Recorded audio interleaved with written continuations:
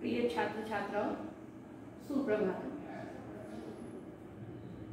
आज हम अपने विषय के अंदर संस्कृत खंड से में संकलित सुभाषित रत्नानी टॉपिक को पढ़ेंगे। रत्नानी, रत्न जो अपनी चमक के कारण चमकते हैं, और अगर ऐसे ही सुभाषित सुंदर कथन हमारे मुख से निकले तो वो हमारी चमक को, हमारे गुणों को श्रीवृद्धि करेगी। चलिए प्रारंभ करते हैं। भाषासु मुख्या मधुरा दिव्या गीर्वाण भारती तस्या ही मधुरम काव्यम तस्मादपि सुभाषितम। भाषासु सप्तमी बहुवचन। जब किसी चीज की विशेषता बताई जाती है तो यतश्च निर्धारणम, इस सूत्र के अनुसार शब्द में षष्ठी या सप्तमी विभक्ति होती है। तो यहाँ भाषासु शब्द में सप्तमी बहुवचन है, यानी कि बहुत सी भाषाओं में जो प्रमुख है, मुख्य है, मधुर है, सुनने में जिसकी मधुरता है, दिव्य और अपने आप में जो अलौकिक है, ऐसी क्या है? गीर्वाण भारती, ऐसी हमारी संस्कृत वाणी है। तस्या ही मधुरम काव्यम, और उस संस्कृत वाणी में तस्या ही, उसका ही जो काव्य है वो मधुर है। तस्मादपि सुभाषितम, और उसमें भी जो मधुर है उसमें कहे गए उसके सुंदर कथन है, सुंदर वाक्य हैं, सुंदर उक्तियां हैं जो मधुरता को धारण किए हुए हैं। इस प्रकार भाषाओं में मुख्य, मधुर और अलौकिक संस्कृत वाणी है, उसमें भी मधुर उसका काव्य है और उससे भी अधिक मधुर उसमें लिखित सुंदर उक्तियां हैं। सुखार्थिनः कुतो विद्या, कुतो विद्यार्थिनः सुखम। सुखार्थी व्यात्यजेत विद्या, विद्यार्थी व्यात्यजेत सुखम। विद्यार्थी जो विद्या ग्रहण करके अपने जीवन को जीवन का चहुमुखी विकास करना चाहता है, उसे अपने समस्त सुखों को होम करना पड़ेगा, क्योंकि सुख की जब आकांक्षा रह जाती है तो ऐसा व्यक्ति विद्या को प्राप्त नहीं कर सकता। तो इसीलिए हमें दो में से एक चीज चुननी होगी, या तो हमें विद्या चुननी होगी या फिर हमें अपना सुख चुनना होगा। तो इसीलिए कहा गया है कि सुखार्थिनः कुतो विद्या, सुख प्लस अर्थिनः, अ प्लस अ बराबर आ।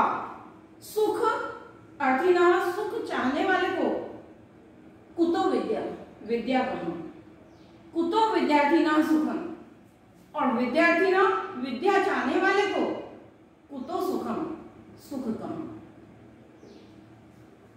सुखार्थी व्यात्यजेत विद्या, सुख प्लस अर्थी दीर्घ संधि, अ प्लस अ बराबर आ, जहां दोनों स्वर मिलकर के दीर्घ हो जाए वहां दीर्घ संधि होती है अकह सवर्णे दीर्घा। इस सूत्र के अनुसार सुख प्लस अर्थी सुखार्थी व्यात्यजेत विद्याम, सुखार्थी को विद्याम, विद्या को द्वितीया एक वचन, त्यजेत त्याग देना चाहिए।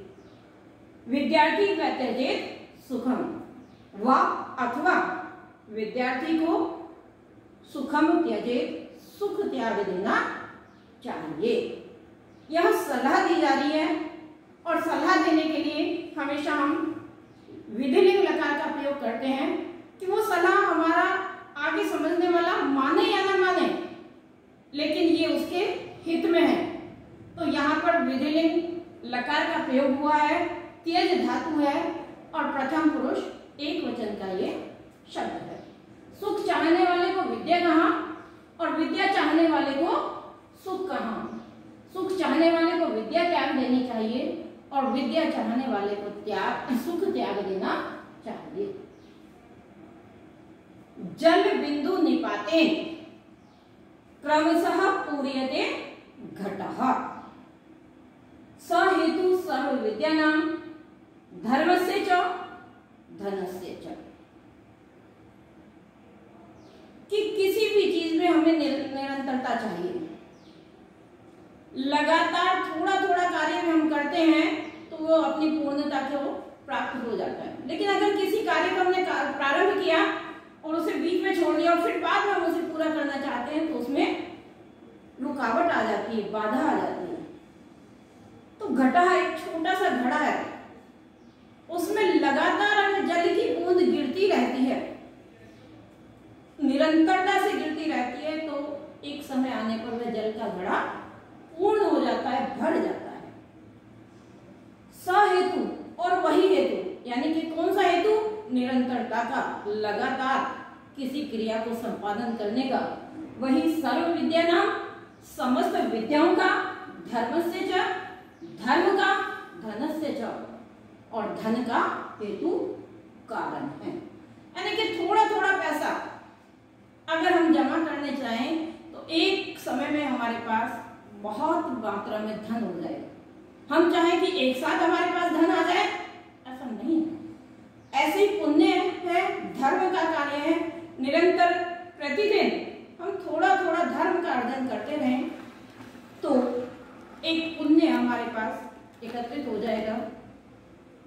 और इसी प्रकार से निरंतर यदि हम विद्या अभ्यास करते रहें तो हम एक मेधावी छात्र या एक विद्वान बन सकते हैं। निपातेन कारण के अर्थ में, प्रयोजन के अर्थ में, या निपातेन में तृतीय विभक्ति है। विद्या नाम धर्मस्य और धनस्य षष्ठी। विद्या नाम में षष्ठी बहुवचन, धर्मस्य और धनस्य में षष्ठी एक। काव्य शास्त्र विनोदेन कालो गच्छति धीमतां व्यसनेन च मूर्खानां निद्रया कलहेन वा। दो प्रकार की कैटेगरी हैं, दो प्रकार के व्यक्ति हैं। धीमतां, जो धी बुद्धि से युक्त हैं, मूर्खानां मूर्ख, और जो मूर्ख हैं। दोनों के जीने की जीवन पद्धति अलग अलग है। मूर्खों का जीने का तरीका अपना अलग है और बुद्धिमान पुरुषों का जीने का तरीका अपना है। बुद्धिमानों की जीवन शैली कैसी है? काव्य शास्त्र विनोदी। काव्य शास्त्रों के अध्ययन के द्वारा धीमतां बुद्धिमान मनुष्य कालो गच्छति अपने समय को व्यतीत करते हैं। अर्थात बुद्धिमान मनुष्य का जितना समय है वो अधिक से अधिक काव्य शास्त्रों को पढ़कर उनसे अधिक से अधिक गुणों को ग्रहण करने में उनका समय व्यतीत होता है। मूर्खानां, और मूर्ख व्यक्तियों का कालो समय निद्रया नींद के द्वारा, व्यसनेन बुरी आदतों के द्वारा, कलहेन वा अथवा लड़ाई झगड़े के द्वारा गच्छति व्यतीत होता है। न चोरहार्यम न च राजहार्यम न भ्रातृभाज्यम न च भारकारी व्यय करते वर्धते एव नित्यम विद्याधनम सर्वधनम प्रथम। विद्या रूपी धन एक ऐसा धन है जो हमेशा सभी धनों में प्रधान माना गया है। अन्य धन तो,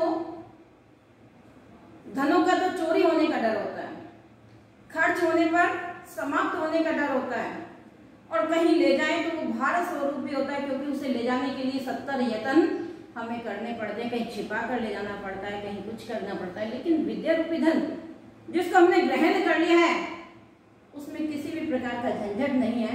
लेकिन हम इसे जितना खर्च करते हैं वो उतना अधिक बढ़ता है। खर्च करने का मतलब जितना हम इसे देते हैं, दूसरों में बांटते हैं, अपने अर्जित ज्ञान को जब हम दूसरों में बांटते हैं तो वो ज्ञान हमारा और स्थायी होता चला जाता है और अधिक बढ़ता रहता है। तो इस प्रकार से विद्या धन को सभी धनों में प्रधान कहा गया है।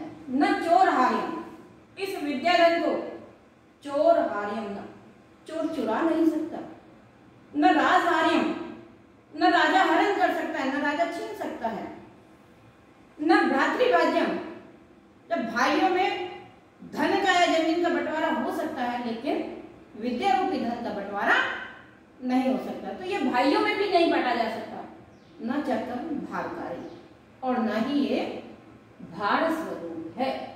व्यय करते वर्धते नित्यम, विद्या रूपी धन व्यय करने पर वर्धते एव नित्यम, नित्य हमेशा बढ़ता ही है।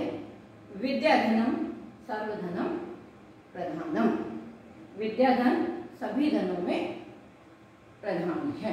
सामने में हम इसका डाल सकते हैं, अपूर्व कोशोऽयं विद्यते तव भारती, व्ययते वर्धमायते क्षयते संचयात्। हे भारती, हे मां सरस्वती, ये विद्या रूपी धन तेरा ऐसा अपूर्व खजाना है जो व्यय करने पर नित्य बढ़ता है और एकत्रित करने पर घटता है।